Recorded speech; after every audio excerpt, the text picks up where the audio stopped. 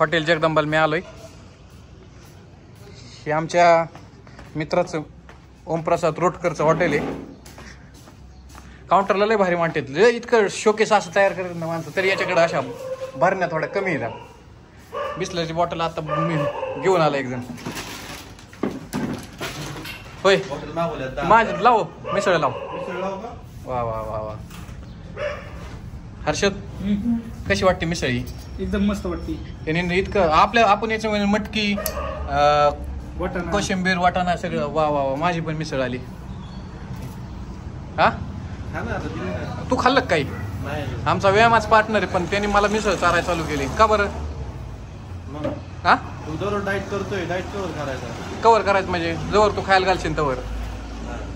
हर्षद बघ बरं टेस्ट बघ बरं. होय टोमॅटो पण दिलंय.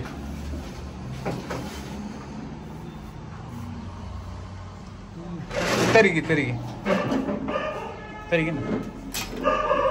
जर तुझ्याकडे बनलंय कसं दाखव मला थोडंसं.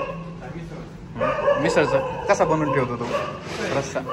हे अशी तरी बनवून ठेवायची का? वा वा वा. दाखव मटकी त्यात कसं काय. रात्री भिजवायला ठेवतो का?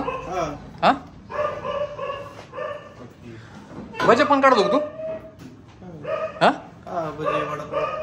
वा वा ऑल इन वन. हर्षद आता मी खाऊन बघतो दरबंटी हातात मोबाईलवर.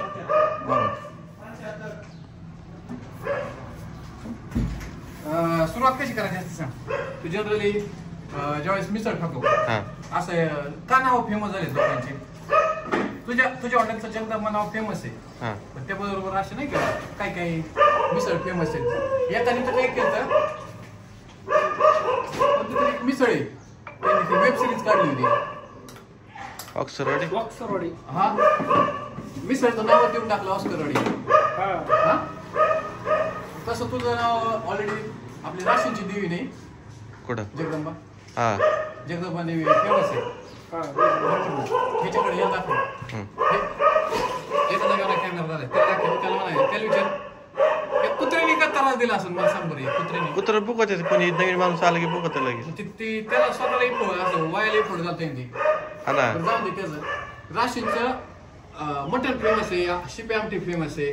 तू काहीतरी मला एक नाव मांडला होतं मटन. एक लय का आपल्याला काय पालातलं मटन. दर मंगळवारी भेटतं ते. बघितलं मला ती एकदा ते म्हणलं बऱ्याचदा म्हणलाय. जाऊ आपण एक दिवस जाऊ आपण. काय लवकर ह्या टायमाला परत काही एवढं हे राहत नाही. सकाळ चांगलं जाऊ ना पण तू तिकडून ये ना.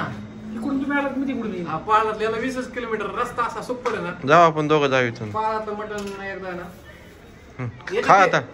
खा कर चालू. याच्यातलं कांदा मला अजून लागेल ना थोडं. हा देतो. आणि हे बर्फी हर्षद तू घेऊन टाके. मी बंटीमुळे गोड खायला बंद केलंय.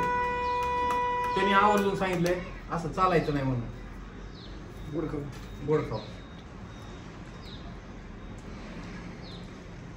फक्त पाव गरम करायची इच्छा राहिली माझी. मिसळ ओके एकदम कडक टेस्ट. तो मसाले कोणते वापरते असेल ते वापरू.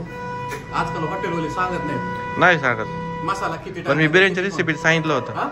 बिर्याणीच्या रेसिपी सांगितलं होतं. पण किती क्वांटिटी सांगितलं नाही ना तू? ते नाही सांगितलं.